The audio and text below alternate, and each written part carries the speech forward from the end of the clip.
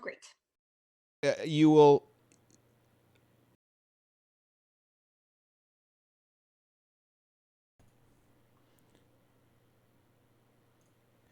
Hello, everybody. Hello. Oh my God, I'm so weirdly formatted right now, and that is because we are going to talk to Celeste Kid in 1 second, and I am capturing my Zoom screen. That's what's going on.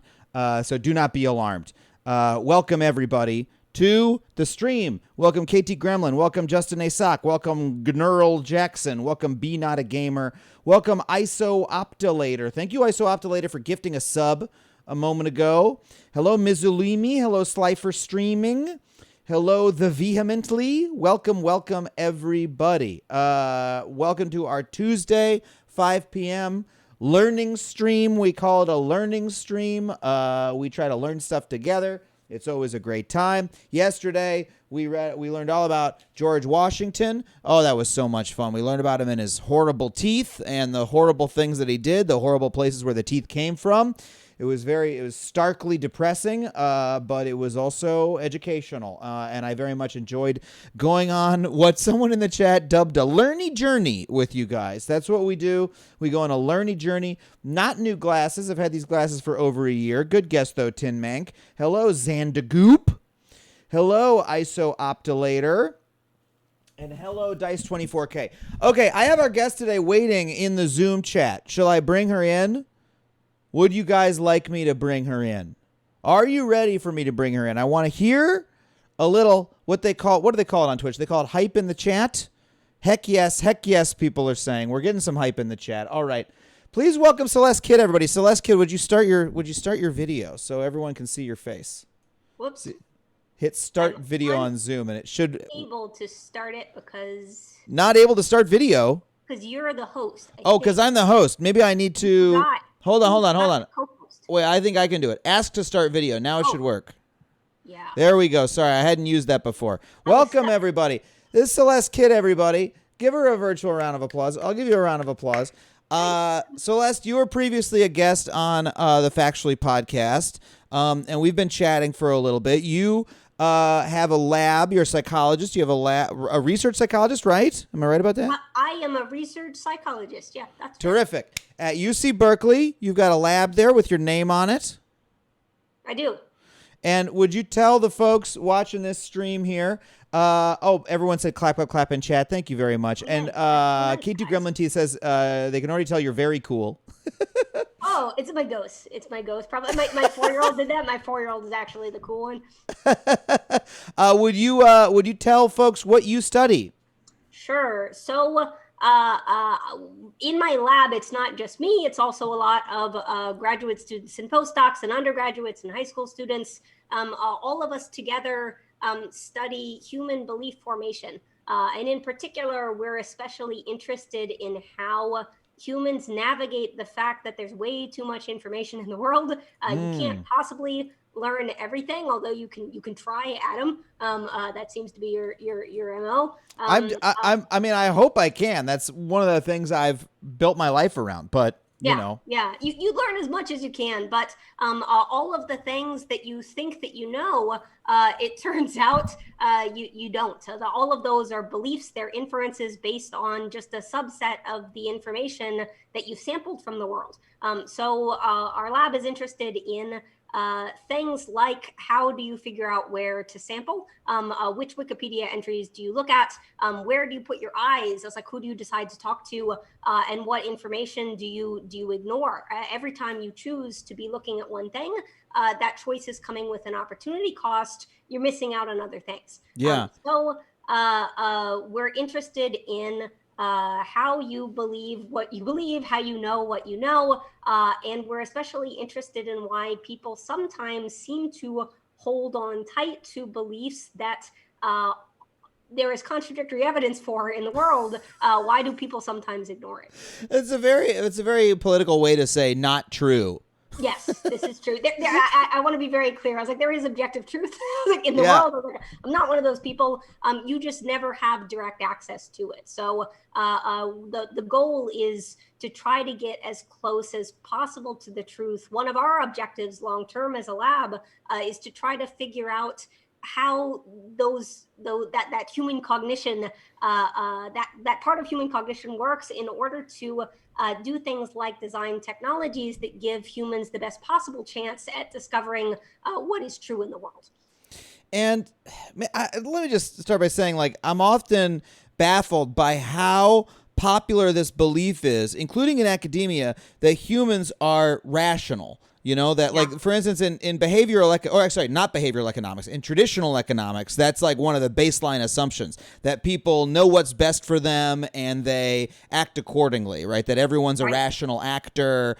And a lot of our, scientific culture is based on that as well. Like, scientists see themselves as purely rational, et cetera. And like almost the premise of your research is that that's not the case. Like the very first, as soon as you dip your toe into how humans form knowledge, you realize that we do not do it rationally, that we're subject to innumerable weird heuristics and biases that we use to understand the world, right? I mean, how does it feel when you come up against that? Yeah, that's totally right.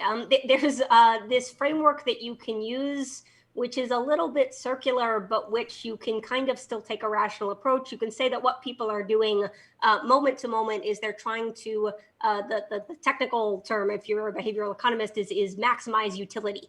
So if you're trying to pick a restaurant to eat, that means like maximizing the like deliciousness, the amount you'll enjoy the food.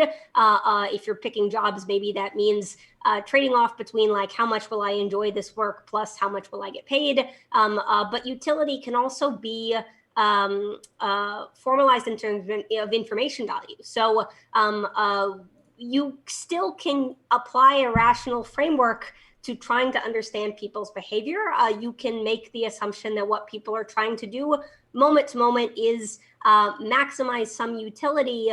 The difficulty is you don't know moment to moment which ones are highest priority. Right now is my priority like being the cool kid in the room? I was like, or is it being safe? Is it trying to make the most of my high school years and make sure that I have a good chance of going into college? There's competing utilities, and Right. most behavioral economic models, because human behavior is so complex, they're only tackling one thing in a limited domain. Another way that you can make sense of this, I still like to think that people are sensible and they do sensible things. You can say that people exhibit what is sometimes called bounded rationality. So that means that they make good decisions, but their ability to do that is limited by the fact that they have imperfect perception, imperfect knowledge, limited working memories. They forget stuff. People are, I think it's fair to say, often approximately rational. It's like with a lot of noise in there. It's Man, it strikes me so much how, like, a similar realization I had recently was I've started ingesting for my work like a lot of information. I read a lot of articles and I read books and things, and I try to like really like load my brain up. But then every so often I'll come across a piece of information that I know I knew in the past, but I forgot, right? I was like, Yeah. oh, I'll like reread a fact and I'll go, oh yeah, I knew this, but I totally forgot about it. And then that makes me think, well, I'm going to forget about it again very soon. And so, we have this model, and especially if you look at when people are trying to like optimize themselves, right? Like I read one book a week, like that kind of thing, self-improvement kind of culture. It's like we've got this idea that like every time you learn a fact, it goes into your brain and it's stored there and you always have access to it. And so every time you read a book, you're like adding facts to your brain. Yeah. And that's like a hard drive, basically. Yeah. And that's just straight up not true. Like you don't remember most of what you learned, and you don't have the ability to. There's no possible way you can. And just that process of learning is so much messier than and that's just learning. Again, that's not even getting to Yeah. forming what I believe to be knowledge or beliefs. Right. And it's what we are constantly discovering in psychology, cognitive science, neuroscience, is that it's even noisier than we thought that it was. So it turns out it's not just like Wikipedia entry type learning that you forget. Memories that are near and dear to your heart, that when you think back on them, they feel very vivid. It feels like you're almost watching a movie. You can recall details and smells and the exact way something felt or looked. It feels like that when you actually empirically designed studies to investigate, like, do people have these very rich memories like they feel like they have? They very much do not. So Yeah. even your memories that feel real are not, and they're approximations. You have a teeny bit of key information stored, and then everything else you're reconstructing on the spot based on your general knowledge and beliefs about the world. So, for example, I was like, one of my favorite ones to give for people that are about my age is that if you ask somebody if they have a memory from being in their kitchen as a kid, people will often have memories from being in the kitchen. They'll be able to recall one, and you ask them like, okay, what color was the fridge? If they hadn't been in the same house for a long time, they will often remember the fridges being silver, even though fridges were mostly not silver. It's like in the 80s and 90s, like they Mm-hmm. were like a beige color. So that's a great example of distortion that happens that you don't even notice.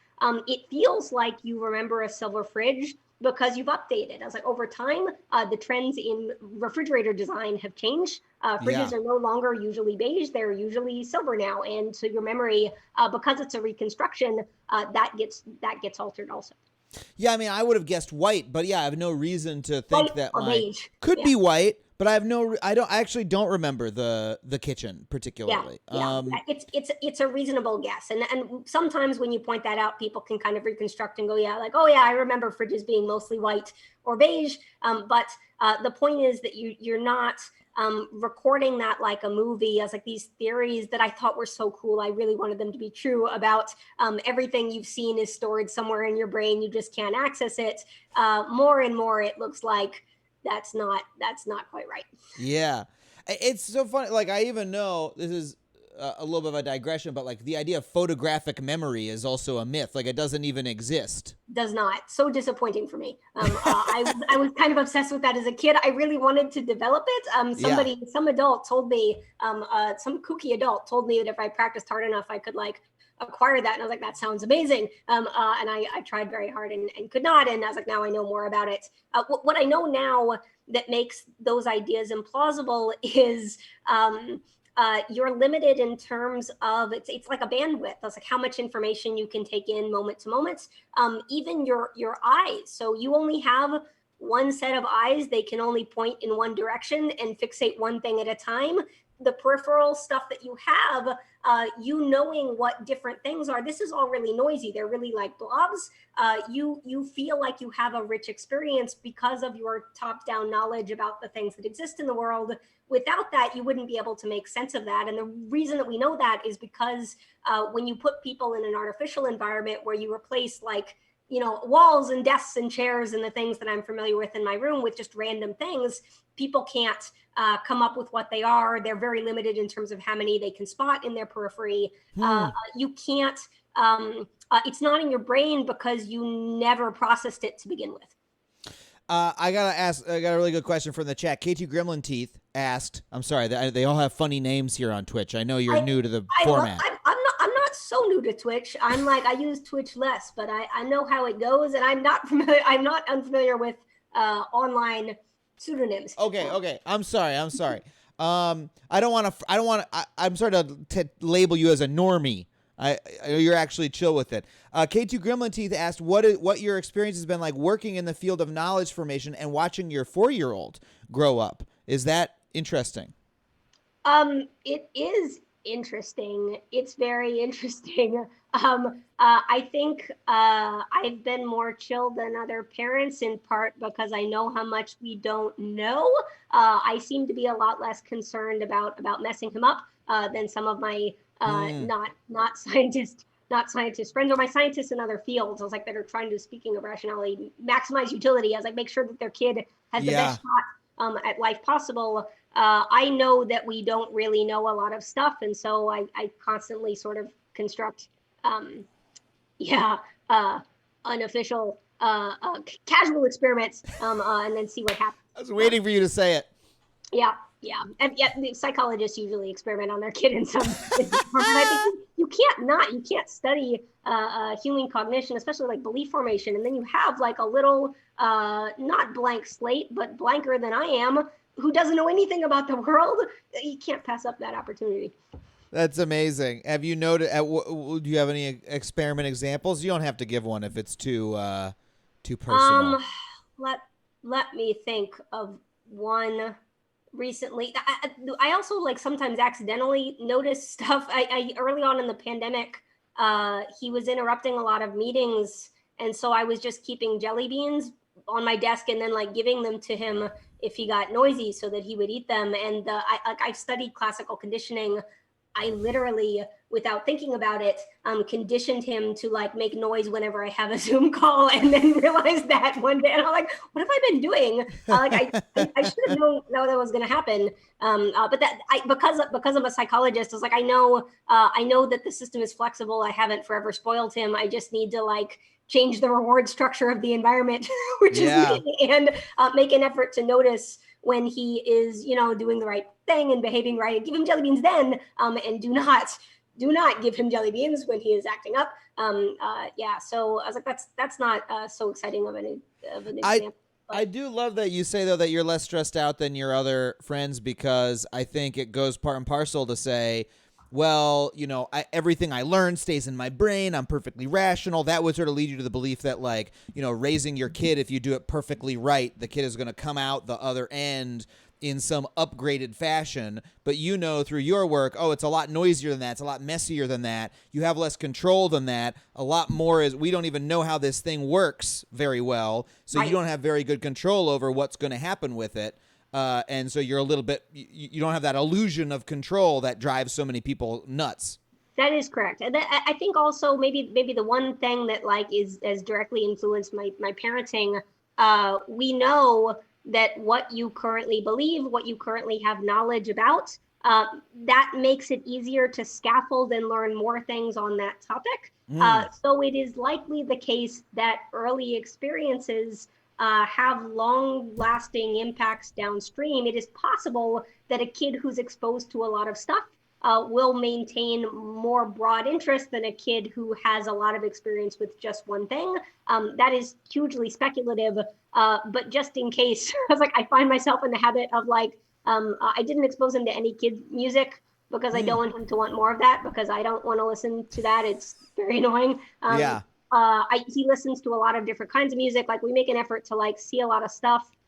He was interested. I also like try to follow his interests. So he's very into monsters and horror movies, but he's too young for truly horrifying movies.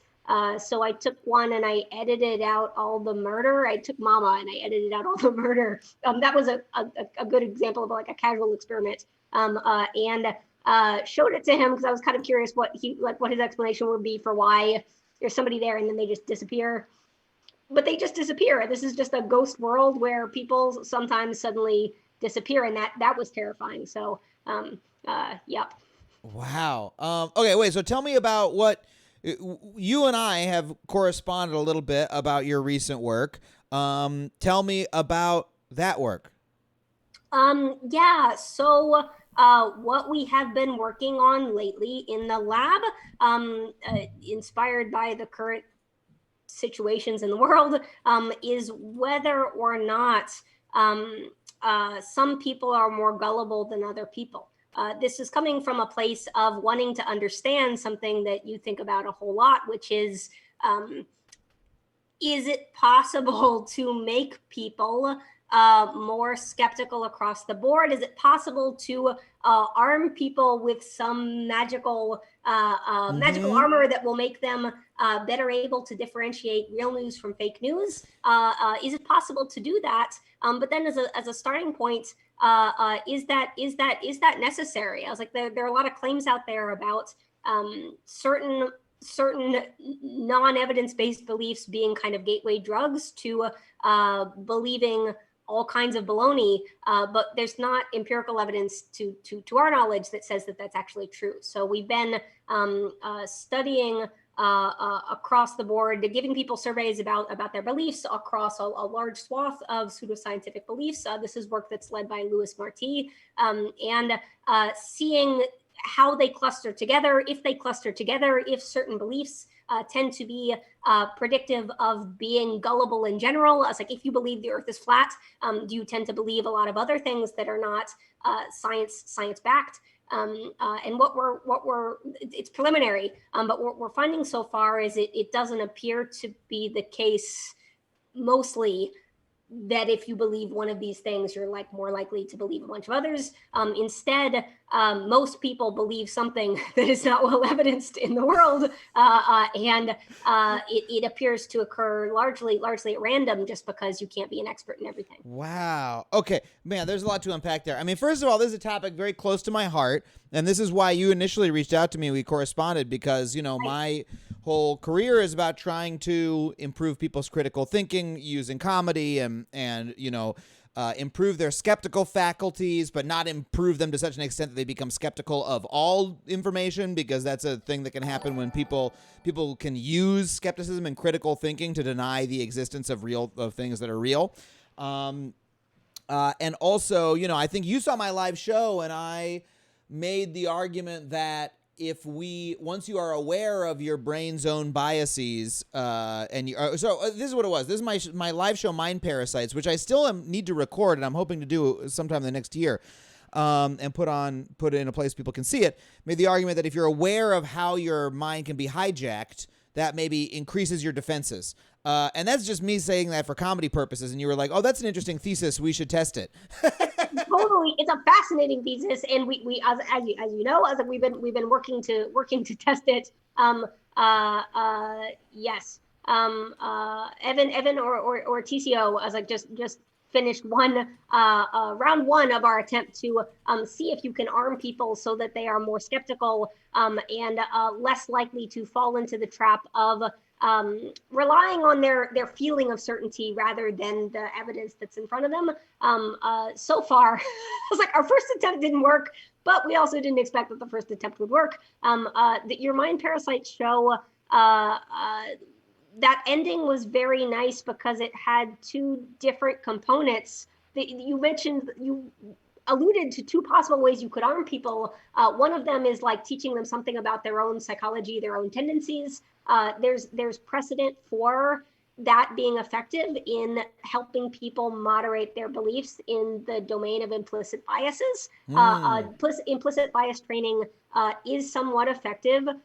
It's not a magic bullet. It doesn't fix racism, and there's lots of forms of it that are not right and don't work. So the impact it can have is modest, but it's something.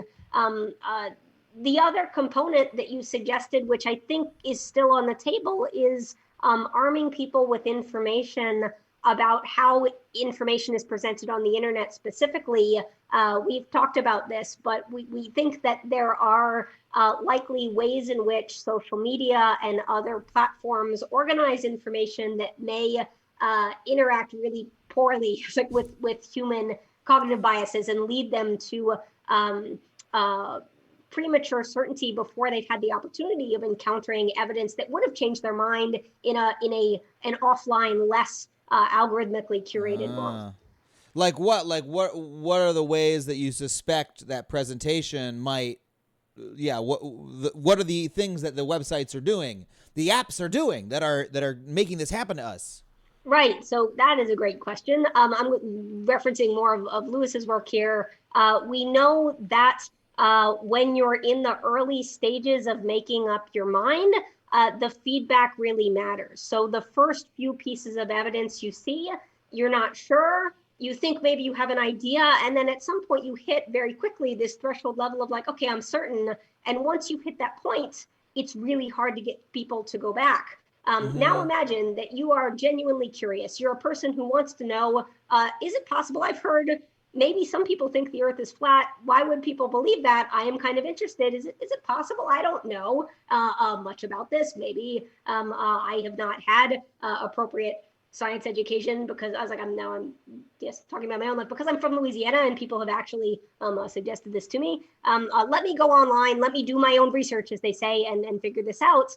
If you search for flat earth information on YouTube, you might get a few videos that were created because of the biases of the platform with the intention of taking the less dominant perspective. There are not YouTube videos about how, well, now there are, but I was like, for things that are common sense, they're not YouTube videos about how glasses are really useful for holding water, Yeah, yeah. because everybody knows that. It's like nobody is searching for that. That's not interesting. If everybody knows it, it's not interesting. The incentives of the platform say you should be creating content about things that people don't know about. That incentive structure may incentivize, alternative, Yeah. and maybe alternative for a reason, perspectives. Also, when it's shocking, people watch it. I was like, my whole lab has watched a lot of those videos, and because also of the structure of the platform, the more people who have watched it, the more of it they've watched, the more likely it is to appear at the top of the stream. If Yep. you start totally unsure and the first few videos you watch espouse the same perspective, we know from pilot work that Lewis and other people in the lab have done, that within just a few clicks, your first few pieces of feedback can push you from being totally unsure to being relatively certain, Yeah. that you know how things work. And also, people are likely drawing social inferences from that. So you thought maybe nobody held this perspective, but if you do a search and the first four hits Yep. suggest that the first four people do, people without ever consciously thinking about this believe that that belief is more common than it turns out it actually is. Yeah, I've been like I talk about in my show. I did a search on YouTube for flu vaccine and found a nice little 5-minute video from UCLA saying, "Hey, here's how vaccines work. They're safe and effective," which happens to be true. It's like a research scientist or a doctor at UCLA making this argument, and then the next suggested video is a vaccine denialist, and every suggested video after that is too, because there are not as many people making videos that say, hey, vaccines are good, as there are, the people who are trying to scare you away from vaccines and trying to make money by scaring you from vaccines. They're content farms. They make hours and hours of video. There's like this one dude who makes, an hour video every single day and uploads it. And so you start to get overwhelmed with the volume of that information. Yeah, and even if you don't change your mind, encountering those videos has without you being conscious of it, impact on your belief about how many other people hold that perspective. And then also, even if you don't change your mind, you think it's more possible than you did before you saw that content. Yeah. So it impacts your beliefs as it should. I was like, it's a good system for our brains and our knowledge to be flexible. I was like, we update our representations of refrigerator with every refrigerator we see. I was like, that's good. But it means that everything that we observe has an influence on our estimate of what is likely to be true and what is not. I was like, we don't have time to reason from scratch. We rely on the opinions of other people. So these systems that through the incentive structure and then also the content promotion algorithms tend to raise up like the weirder perspectives that are weirder because they're not based in evidence. That has a real impact on what people believe, and what people believe is literally the basis of how they behave. Yeah, and it's really, I've always been fascinated by conspiracy theories, but when I started being fascinated by them when I was a teenager, they were like very niche, almost nobody, but they were like very, very rare. Like flat Earth was a joke, and people still think it's a joke, but it's not really. Yeah. It's because it's become more popular, and we've seen conspiracy theories go mainstream in a way that didn't exist before because these platforms have made this happen. They've had this effect, and I have this concern that Facebook, Twitter, YouTube, they're all starting to clamp down on specific examples. Like if you search for flat Earth on YouTube, because they've taken so much heat, they will have a little pop up below the video, and they've excluded certain things from the algorithms. I think by now vaccines probably as well. Like I think my original example that I did in 2018 that I did in my tour show probably wouldn't quite work anymore. I have to test it. I actually haven't tested it. But those are just the ones that they've gotten bad press about. And it's very easy for them to go in and hard code, hey, this is, like when someone searches for QAnon, don't give them this kind of video anymore. But what about all the other conspiracies? And what about conspiracy theories that we don't even know about? Flat Earth gets so much attention, but when you talk about Facebook's responsibility for the Rohingya genocide in Myanmar, right, Yeah. was very much driven by conspiracy theories being spread in Myanmar among the majority ethnic population against the saying, oh, Rohingya, which is a minority population in Myanmar, they're responsible for this problem and that problem, and they all need to be killed and left, rooted out of the country, and it's a horrible genocide that happened there and is still ongoing. And that's something that can happen invisibly. Like, that's not getting as much bad press in the United States. And how many other countries are things like that happening in? How many, across the, these are global sites at this point. So their algorithms are still susceptible to causing the same problems. It's not even just, like, I guess all of it is, you could call all of it an algorithm. The incentive structure of the whole system, from the motivations for content generation to the motivation of content creators to make ad revenue, to just the designers of the system needing to latch on to something that's easily measurable, and engagement is easily measurable. You look back at the kind of things that Mark Zuckerberg was saying in 2014. I know we've talked about this a little bit, but he has this very idealistic, romantic view of social media as being the future of news. We're going to create a personalized newspaper for every person that's customized to their interests. How engineers were imagining doing that is offering people stuff that was of the type that they hung on to in the past. I was like, that's a reasonable way that you might think to design the system if you don't know anything. I was like, about human psychology. I was like, and how people form the beliefs. People need to encounter stuff sometimes to function as a society. I was like, and to have a more accurate view of what's true in the world. They need to encounter things that they wouldn't seek out. They need to encounter stuff by chance. They need to encounter things that they might find upsetting. Maybe they don't read them, but they need to see them. I was like, you don't want to, it's a bad idea from the perspective of wanting to give people access to truth in the world, to totally cater it to whatever they would look at the longest. I was like, you're going to select for some stuff that's going to distort their ability to estimate what's true in the world. Well, and that's exactly what's happening. When you talk about, Google News versus the New York Times, right? Or Facebook News versus the New York Times. Like, Facebook's argument would be, well, we show people articles that they're interested in, that they've previously looked at, and so that's more useful to them. And it's like, no, part of the point of the front page of the New York Times, I still get the LA Times on Sundays, and one of the reasons I like it is because they put an article on the front, and they're like, this is the most important article. Like, a human somewhere was like, it's important that you know this, whether or not you want to know it. Here it fucking is. And guess what? You're going to at least maybe see the headline. Yeah, no, that's exactly right. Yeah. The gatekeepers have been replaced. The gatekeepers that existed previously were places like the Associated Press or the New York Times. It was entities that were practiced, who had dedicated their lives to getting information. I was like, finding truth in the world and presenting it without bias to people to make up their minds. The first page, my great uncle was an Associated Press reporter who actually was involved in the conversations to run the photo of the little girl who her clothes were burned off, and she's fleeing her village that was burned by napalm gas that was accidentally dropped. He was part of the discussions to run that photo. And I grew up hearing all about the background behind that photo. Everybody knows that photo. It won a Pulitzer Prize. It was popularly attributed with galvanizing American opposition to the Vietnam War. That photo was powerful. It let people know about the atrocities of war in Vietnam.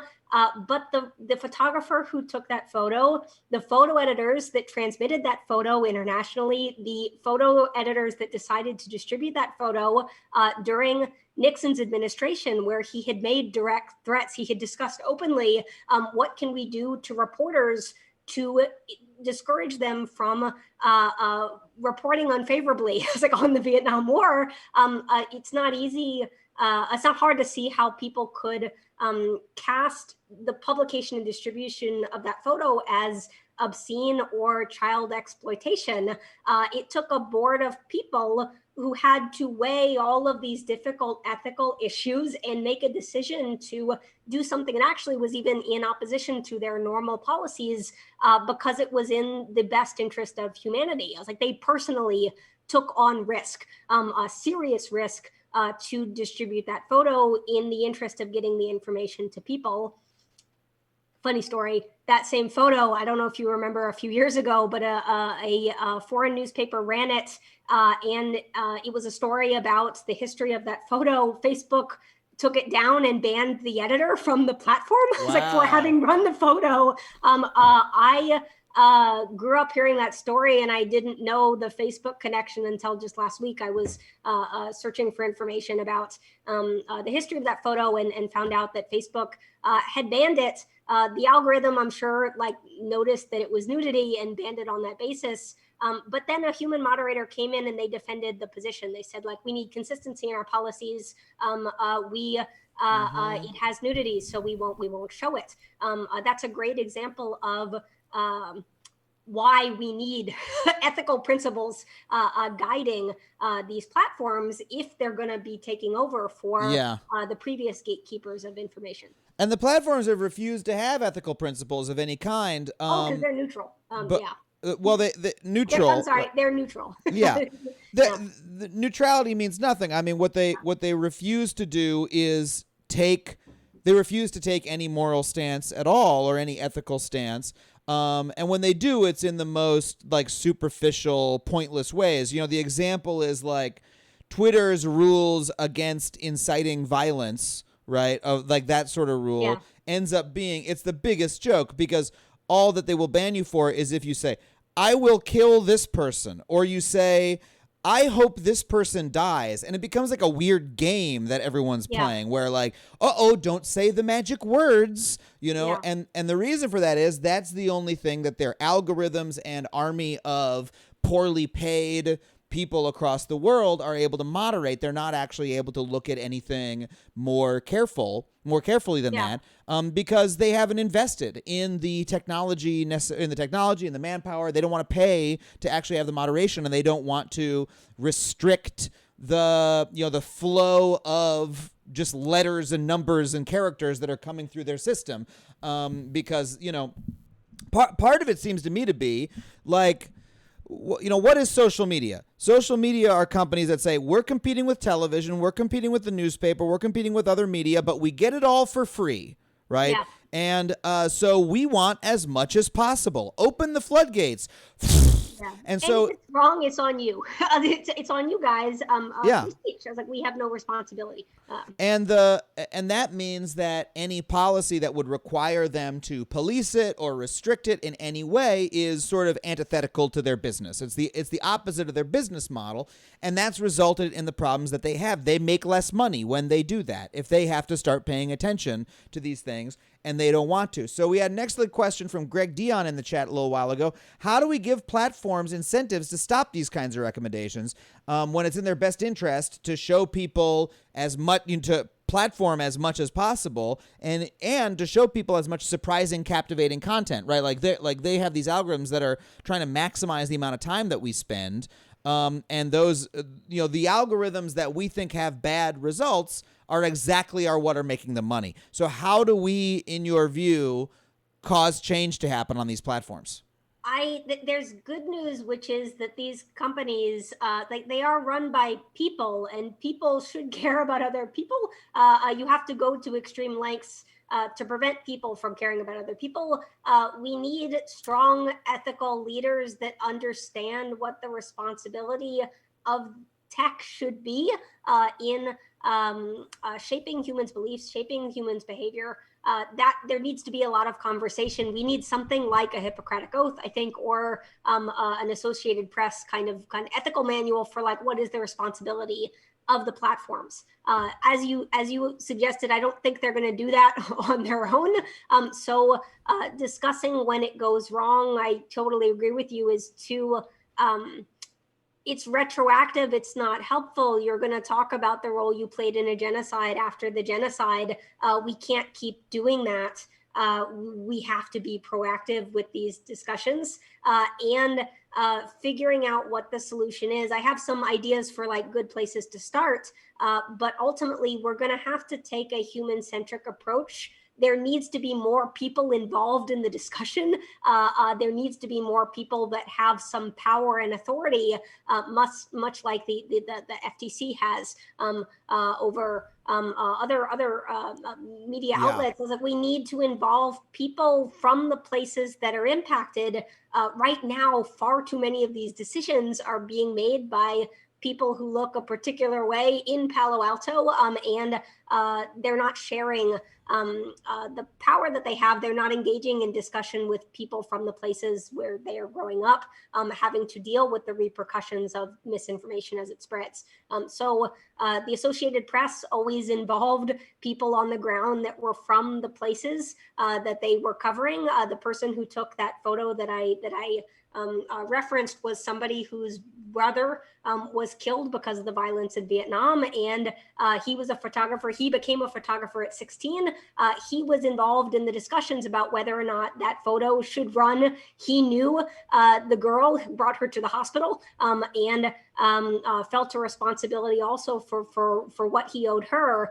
You have to involve the people that are impacted, and we need to figure out some way of giving authority to more than just the companies themselves. Right now, left on their own, they're not going to do the right thing. I didn't agree with you at first, but I warmed up to your premise as you went. As 33-year-old lady said on Twitch, I don't think the people over money argument works in 2020, and I would agree with that. Yeah. That like appealing to the folks who run the companies to be good guys. You know what I mean? That's not what I meant. Yeah. It's like it has to be people outside. It has to be humiliation. It has to be humiliation, really. It needs to be people that are not incentivized to not comment on these things, to cover it up and make it look rosy. We need ethical leaders in the field of tech, but they're not going to be coming from inside the companies, because if you're inside the company, you sign an NDA. We need to force change from the outside in a way. I mean, you and I just discussed how, right before we started rolling here, that the ethical standards that newspapers and news networks have were because it was forced on them by the federal government. That the broadcast networks, for instance, the reason they started news divisions, the 6 o'clock nightly news with whatever the, I'm blanking on the anchors' names. Why was Brian Williams fired, right, for telling a story that was a lie? Why is he held to that standard? It's why was there that culture at those networks to begin with? And that's because the government had said since like the 40s that these are the public airwaves. You need to do a public service, or we're going to take your licenses away. And so the network said, okay, what if we've got 1/2 hour for the whole day where it's like really, really good information and we're really responsible. And that got the government off their backs. And the similar thing happened with the newspapers when the government started going after them. These were like, newspapers used to be rags. And then in order to defend their monopolies on information, which is what newspapers are, like especially most markets for most of the time had just one big newspaper. They're essentially information monopolies. The feds started going after them and they said, no, we're going to do a public service. We're going to, do everything ethically and rigorously.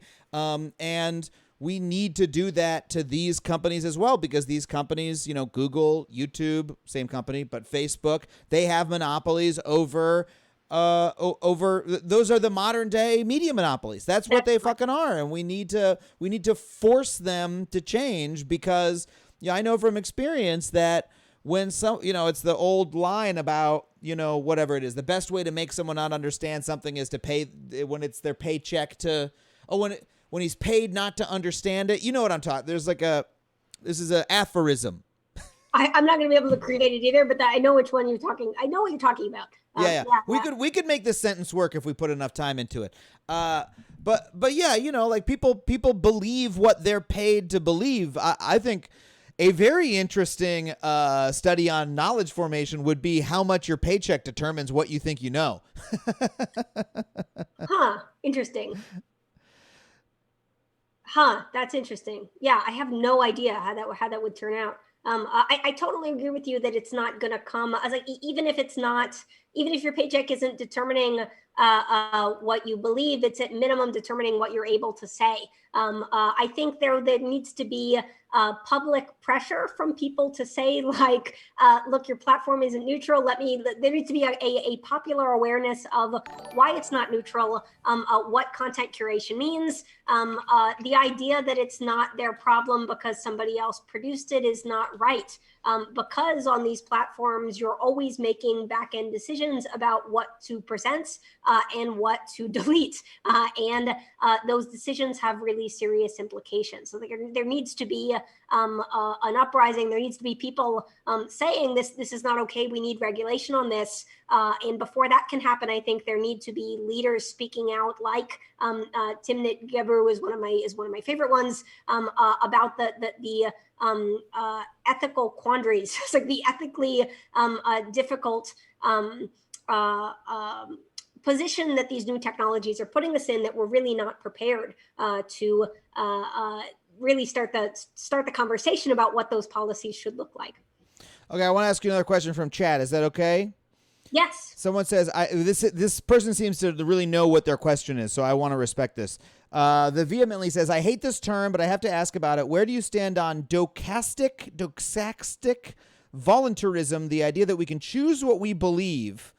In your research, do you find that people have control over what they believe, or is it something we can't control? And what about indirect choice? Does choosing to expose yourself or to be open to new information count as a choice in what you believe? They summarize, how much control over our beliefs do you think we have? That is a really, really good question that people sometimes spend their lives contemplating and trying to work out. It's tricky because the answer depends a lot on what you think choice means. So it's like, how much consciousness does that require? I'm gonna back up and say stuff not that will answer that question, but that I think will be helpful for helping everyone do their own soul searching on the answer to that question.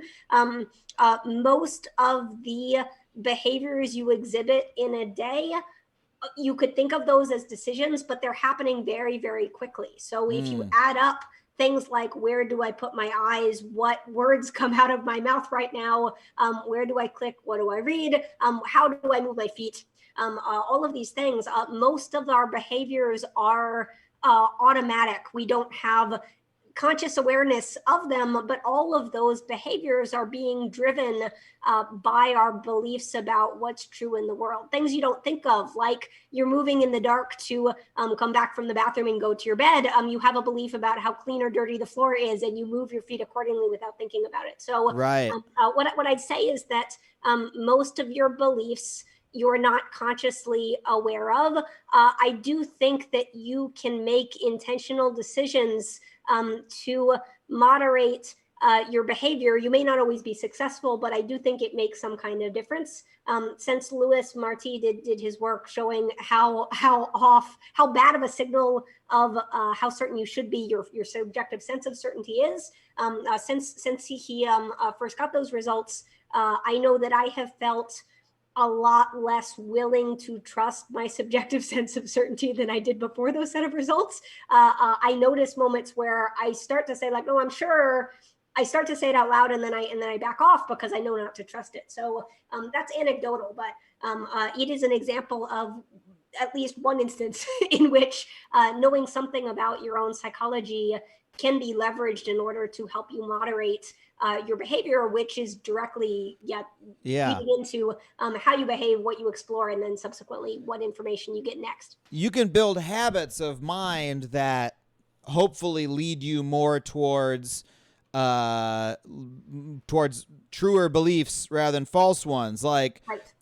We've talked about how, or at least I believe I've talked about in my past work about how, the sort of thing of do your own research, be skeptical can be turned to bad ends because then you do your own research and you Google it and then you find the one page that confirms what you believe and you say, okay, I've done my own research, it's over. Or skepticism you can use to poke holes in something that is really true, and you can, use it to avoid beliefs that are actually true because you're not as rational as you think you are. But a habit where you doubt your own certainty is perhaps a little bit more productive and a little bit less likely to lead you into error. You're like, wait a second, when I feel this way this quickly, that's something to doubt in myself. It's less about being skeptical of other people and more about being skeptical of yourself. That's right. And you can also build in other habits. So I make a very intentional habit of maintaining relationships with people who I tend to disagree with what they think, but I respect them. I really, really value, even though sometimes it feels physically painful like to talk with them on certain topics. I really value having people in my life that don't agree with me, that feel comfortable explaining to me why, even when I really, really don't. I won't get into the particulars, but even when I really, really don't agree with them, I don't shy away from or shut down those personal relationships because I feel like I need them to both understand when I might be overconfident. I was like, sometimes I feel like something is definitely true and I haven't given it a chance really to hear the opposing side. And even if I have, and I stick with the viewpoint that I have, knowing what people that don't agree with me are thinking is really important for me trying to strategize about how to change minds and hearts. So making an intentional decision to not just tolerate, but actively engage with people that you don't agree with is also a choice that you can make that will definitely lead to you changing your mind at a more rapid rate than if you only talk to people that think just like you.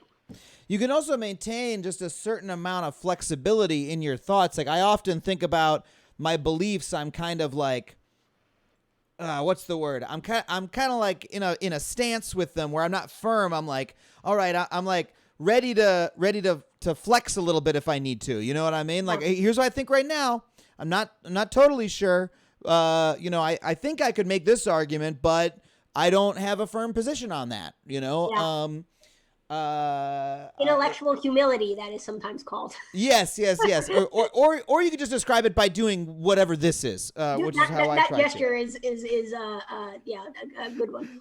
I was imagining balancing. I'm balancing a little bit, something else that just popped into my head. I remember reading research years ago about this idea that people will even believe things that they know are not true. Like the example was people who, the experiment as I remember it was the researcher took a cockroach, like a large cockroach, and then they sterilized the cockroach. They put it in a sterilization machine, and then they dipped the cockroach into like a glass of orange juice, and then they asked the person, okay, would you drink the orange juice? Oh, sorry. First they would ask, do you think that the cockroach has contaminated the orange juice? And the person would say, no, I saw you sterilize it. I know as a matter of fact that the orange juice is safe to drink. And then they would ask the person, okay, will you drink some? And the person would say, no, I won't. Despite the fact that I know it's completely safe to drink the orange juice, I am not going to do it because I have this belief that it's unclean or unsafe somehow. Or it could be. That's actually kind of nice that people don't drink it even if they are pretty sure that it is clean. You don't know that the person that said they're doing those things, there's lots of like social things going on in that experiment. You have to trust that they're competent, and it's rude to say like, I'm sorry, I don't believe you. I don't know how many times you've done this before. This is a bizarre behavior. And like, maybe you think that you did, but you don't know exactly how to do it. Maybe you forgot about like cockroach feces. There's like so many ways that it could go wrong. And unless you like really like orange juice, the cost is so little to just like not do that and go buy your own $1 orange juice. Yeah. It's true. Like later. It's one of those experiments that's really fun to imagine yourself doing, on your being the subject in. Yeah. It's also fun to imagine doing it to other people, to be honest. But I think the researcher like called those like aleefs where I think was the term they used, that like these were beliefs that, I don't remember who this was. Maybe you think that this was a terrible experiment and that whoever conducted it is an idiot. Oh But no, I love it. I love that experiment, but the it reveals, like, dissecting it and trying to figure out why people did what they did reveals all of the complexities of both human beliefs and also human behaviors. You're not just forming beliefs about whether or not, if those things happened, would there be cockroach parts in the orange juice. It's also about the execution. It's also about, like, right. you can't assume that they believed everything that they were told. Beliefs are a lot more complex than that, and it's actually a really elegant demonstration, I think, of that point. So I'm skeptical of the interpretation that is presented as dominant in that paper, but I love that experiment. It's really elegant. It's a cool, it's very fun to talk and think about. But Yeah. you keep raising these points in research, in psychological research, that maybe when people report this, they actually mean that, right? Like, I remember reading an example from my own life. I used to do a stand-up joke about this. This is early in Obama's term in like 2010. There was a poll that said like 1 in 4 people thought Obama was a Muslim. And when he's not. And isn't that weird that they believe he's a Muslim? And I was like, I don't think they literally think that. I think they just hate him. And on the poll, that was like a way they could insult him. You know, that was a way they could say, fuck you. Right. But they don't literally think that he's a practicing Muslim. That's not credible. Or at the very least, I would think that my interpretation is plausible, you know? Yeah.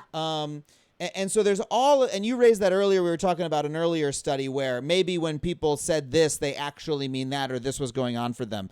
And so my question is, how is psychology research possible at all? when you could do this with so much research is based on polling or asking people to self-report this or that, or there's so many other inputs. Human beings are so complex. How do we ever get a piece of research that does not have all those, infinite number of confounding variables? There's no perfect experiment is the short answer, and convergent evidence is very important. Specifically, convergent evidence across multiple labs using multiple methods on multiple topics. You are pretty limited, even for the best designed of experiments, in terms of what you can conclude about human nature. It's like from a single psychology experiment, where it gets interesting is how the process iterates. So I was like, this is why I really love it. I was like, it's an extreme puzzle solving challenge. You want to know if something's true. You try to come up with one way that you could start to make some progress on understanding that. You come up with your cockroach sanitizing dumping in the orange. What just happened to the person that came up with that idea? I would love to know. You come up with some example that allows you to gain a little bit of insight, and then if you are a responsible good scientist, which I think most people that get into this get into it for the right reasons. There's not a whole lot of glory in it. You think like, okay, well, this is evidence that supports that. But what if I was wrong?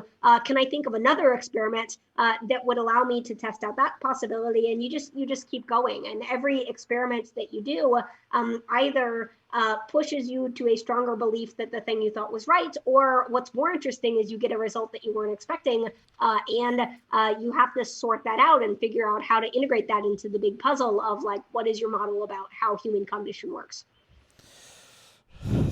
That's a wonderful answer. Thank you. Oh, of course. Yeah.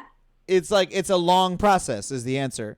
It's a long process, and it keeps, with every experiment we do, we keep getting closer and closer. We hope to understanding how people work. What people don't, I think, often appreciate about science is how messy it is and how many dead ends there are and how many studies. I've done stuff on my show before about, how many studies are not reproducible or don't have, et cetera, all those sort of systemic problems. But sometimes people take the wrong lesson and say, oh, well, that means you can't trust these things. It's like, no. The messiness of the process is what gets us to make progress very slowly. Like it's the accretive combination of all these things, and like we can go down the wrong hole for decades, but we've still learned something when we do. Right. And I don't know that I would call it messy.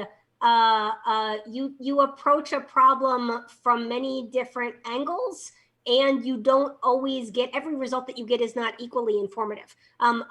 There's lots of reasons why things don't. I think the reproducibility crisis has been somewhat overblown. There's lots of reasons why a particular experiment will not replicate that are not really interesting. So, for example, I was like a lot of the stuff that was done in developmental psychology was done using paradigms where you put one thing over here, you put one thing over here. There's literally like a board, and there's a researcher that peeps through a hole at the baby to see like which thing they're looking at, and based on that like one bit experiment, the researcher draws like deep inferences about what the infant knows. That simple paradigm has been used to discover a lot of stuff. Some of those experiments don't replicate, but they were done with kids in the 50s, 60s, 70s that didn't grow up with iPads. And kids now, babies these days, expect more entertainment from adults than just putting two objects there static and then like a board. So some of those don't replicate. Sometimes it's absolutely the case that the researcher observed noise and overinterpreted it, but Right. it's not the case that that data was wrong or there was any kind of fraud. And there's a not interesting explanation for why you can't do that same experiment from the 50s now. Common sense is necessary in Yeah. figuring out what's true in science as it is in anything else. Well, we can simultaneously say that we want to improve rigor in science across Yes. the board, but we also don't need to say but because of this all science is bad, like. Correct. The goal is that we're always getting better, and the open science movement, the making science more democratic and transparent, all of those things are just the latest examples in science generally moving in a good direction, which is getting better at doing what we do, getting closer and more efficient at discovering truth. Okay, we've been talking to Celeste for nearly an hour. I'm going to take one more question from the Twitch. Cool. You have your finger up. Oh, it's been 1 hour, so I was just illustrating. Oh yeah. Okay, sorry. I thought you were saying actually. That was confusing. You just primed me because you do this a lot. This is like my emoji. This is my signal here. It's My insignia. Okay. Let's see. We need to find one more question here. Someone say one in the chat. It'll come. You're looking at the chat too, Celeste? I am. Oh, great. I'm realizing I need context, maybe. Yeah, well, people just write whole paragraphs, and you're like, if you haven't been reading the chat, sometimes you're like, I don't know what the hell they're talking about. Sometimes I look at the chat and they're talking about something completely different that I've never heard of before. Okay, thoughts on an experiment where you see how people describe you before and after you tell them your zodiac sign. I'm skeptical of astrology, and I'm curious how much is in people's heads. Do you have any thoughts on this topic of astrology, Celeste? I could get myself in hot water here. I am also skeptical about astrology. Most of it is nonsense. I feel safe saying that. That said, we had this set of results in the lab once. We wanted to run kids on a study in which they were going to have a head-mounted eye tracker on their head, like a little cap. These are babies. We wanted them to wear a cap that had like a little stalk that had a camera so we could take a picture of their eyes. We had another camera right here so we could see where they were looking. We got these really cute first-person perspective videos about where kids were looking and then where they were fixating in the scene. None of that is important. What's important is when we first started piloting the system, this was me and Holly Palmieri, who's still the lab manager in the lab. None of the kids would tolerate having the cap on with the weird stalk. All of them would rip it off immediately. Couldn't collect any data. Me and Holly spent a whole lot of time refining our method of we called it baby distraction. So we'd hand them bubbles and weird stuff and things to distract them momentarily while we adjusted the hat. And we figured out that if you could distract them initially, right after you put on the hat, then they would kind of forget about it, and then we could collect data. So we got one set of data from a kid, and it was like 45 minutes of data. We're very excited. Next two kids rejected it. And then the rate went up. We were getting about half the kids. And it got to the point that we were getting data from every kid. We had this system of handing them like an ice cream cone that was fake, because babies are like, what? People don't hand me ice cream. I was like, we thought that we were masters of this. And then we had, after a while, the first kid that pulled off the cap. we felt like failures. Then we had 2 more kids pull off the cap, and then it went back down. So we had no kids who would tolerate the eye tracker. What we eventually figured out, but it took a year and a half of us collecting data before we did, is that babies that were winter born, and thus in Rochester where it's snowy, had hats put on them before they had the fine motor control to get them off, they were much more likely to tolerate the eye tracker. It probably wasn't us. Summer born babies that by the time they hit winter months, they had the ability to like grab the hat and pull it off. They tended to not tolerate the eye tracker. The reason why I am bringing that up is because I always dismissed all of astrology, but it turns out there's at least one example of like when you're born impacting one tendency, which is whether or not you're likely to pull off hats. That's my punchline. I was really wondering where that was going. I was hoping that I would scare you, but with that, like, it was excessively long. I'm sorry. No, that was wonderful. I love that. That's the chat is saying bravo, bravo. Thank you. And I'm not too down on astrology, by the way, because like as long as you don't literally think it's literally predicting the future, but it's just like, look, so the thing about astrology is that everyone believes that every horoscope is true. You know what I mean? And there's no horoscope that says you're a shitty person. It's just like, hey, you have a challenge today.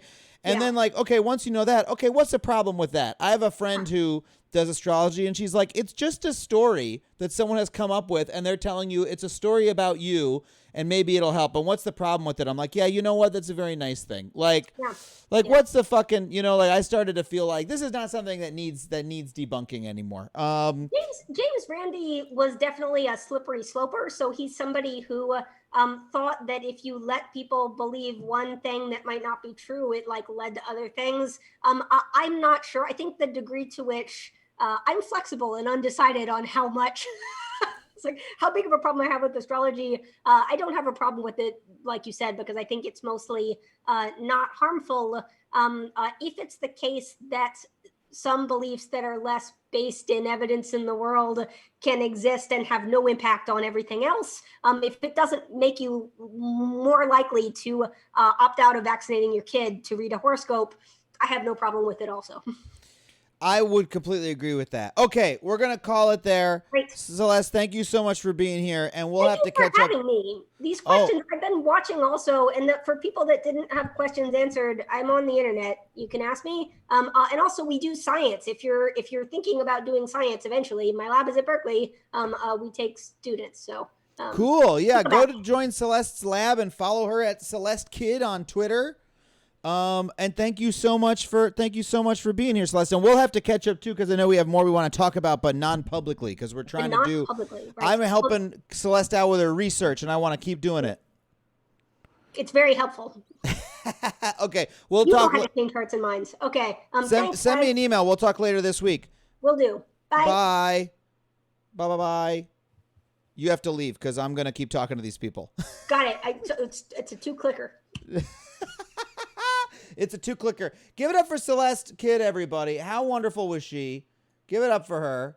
Here, let's see if I go back to...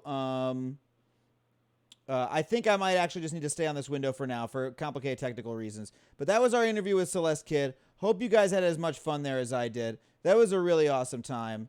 Really appreciate all you joining me for that. This is the Adam Conover stream. I stream every Monday, 3 p.m. Pacific, every Tuesday, 5 p.m. Pacific. On Thursday at 5 p.m. Pacific, we will be doing our live stand-up comedy show. We got 3 more amazing comics for you, who are going to be coming to you live. You can be in the audience. You can watch the show, and you can laugh, and your laughs will be heard on this stream. Folks who have been here before, please attest that the show is very funny and it's enjoyable. Really glad you enjoyed it, Jai Sarah. And, I got to go watch the Dodgers, everybody. But I would love to say, hey, if you can subscribe to the channel, really does help us out. Give us some bits. Give us some cheers. Give us some subs. Really appreciate that. Oh, Rippin' Lips, you're the fishing kid. Welcome. Good to meet you, fishing kid Rippin' Lips. Hope the fishing's been good lately. Fishing kid, we posted about each other on the Instagram story. We had a great time. There's Celeste. There's her channel. Definitely coming to stand-up sessions. Hell yes, Celeste. Come join us. Thursday, 5 p.m. Pacific, right here for stand-up comedy. It's going to be great.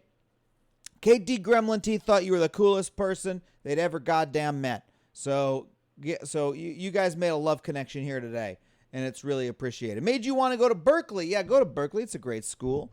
It's a public institution. We love public education here on this channel. Scientists are the best. I do agree with you, Gerbil Man.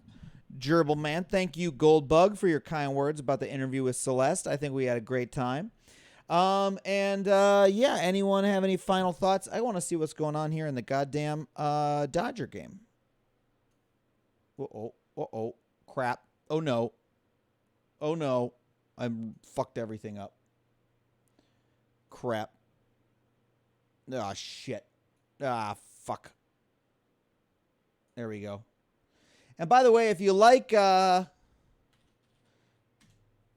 this interview, you might want to check out my show, Adam Ruins Everything. Sorry, my podcast, Factually. Looks like the Dodgers are losing by 1 run. We're gonna have to watch them make their big comeback because they're gonna win the goddamn World Series tonight. I know it. Hey, give us a follow, give us a sub, give us a cheer if you can. If you can't, don't worry about it. It's still wonderful to have you. You can be a member of this community, join our Discord, hang out. We share interesting facts in a Discord channel called Let's Learn Shit. So join our Discord below, full of friendly folks. Give it up for the mods, by the way, Kira and everybody else in here. Best part was Adam complaining about his Windows. We're just using Zoom. Hey, thank you, Fluid Tunes, for the cheer. Much appreciate you, Brett. Great guy. Thank you so much. Yeah, we're just using Zoom for the interviews. I should find a better way to do it, but we're just using Zoom for now. And Enigma. Oh, Enigma. Our new mod, Enigma, is here. Give it up for Enigma Deus, everybody. Our new mod. Doing wonderful work here to support the channel. We need your help. Thank you all for being a wonderful community. Everyone here has been really friendly and chill, asking great questions, having great conversations. We're here on Twitch every Monday, Tuesday, and Thursday to laugh and learn and have a great time. I am now on TikTok. In case you were wondering, I am on it. I've joined the dread platform TikTok. You can find me at Adam Ruins TikTok. I'm trying to negotiate for the channel at Adam Conover, but it's already owned by someone who has told me they're a fan of mine. That's why they registered Adam Conover. I'm like, great, since you're a fan, will you give me my goddamn name on TikTok? Oh my God, Avatar a Slob, thank you so much for the giant cheer, 800 bits, incredible, love those bits. Thank you for the cheer. You didn't know I had a podcast? Yeah, check out my podcast, Factually. I need to make a button for that in the about below. But it's called Factually. It's available wherever you get your goddamn podcast. You can go get it. I gotta physically fight them to earn the handle. Yeah, it almost seems like it, huh? I should register Adam Conover's biggest fan and trade him. Yeah, not a bad idea. Yeah. And of course, I got my podcast, Humans Who Make Games, which is on hiatus right now, but I've interviewed a lot of wonderful game developers for that podcast. Yeah, I think that'll about do it. Shall we do I gotta go watch the baseball game and make some dinner. Shall we do a raid, everybody? Shall we do a fun little raid? I think we should. Let's see who's streaming right now. We might want to give a raid to... Oh, my buddy Ian Abramson. Wonderful comedian named Ian Abramson. We're going to raid him. I'm going to bring all you folks over there. We're going to have a blast. Yeah, the raid yesterday was so cute, wasn't it? We raided Holdenator's Ho, and he was dancing with some children, which I know sounds creepy, but it wasn't. It was actually very sweet. Find someone with like 5 people in their chat. My friend Ian Abramson, who's a very funny comedian, has 14 people in his chat. So we're gonna raid him. He's gonna love it. How about that? Someone small with a little amount of viewers. Isn't that gonna be great? Let's go to Ian. Okay, raid Ian Abramson. Do I need to end the stream first? Ian Abramson. No, we can do it. All right, here we go. We're gonna raid him. Everybody join. Thank you, Aubrey Rose. Thank you, Aubrey Rose, for the cheer. Okay, we're loading up here. We're loading up. We got 102. Can we get to 105 people going to raid? Well, one person just backed out. Now we're at 101. Can we get to 105 for the raid? Anyone else want to come and blow Ian's mind? He's going to love it so much. He's going to love it so much. We're at 103. Okay. All right, let's do it. Here we go. Kabang. Peace out, everybody.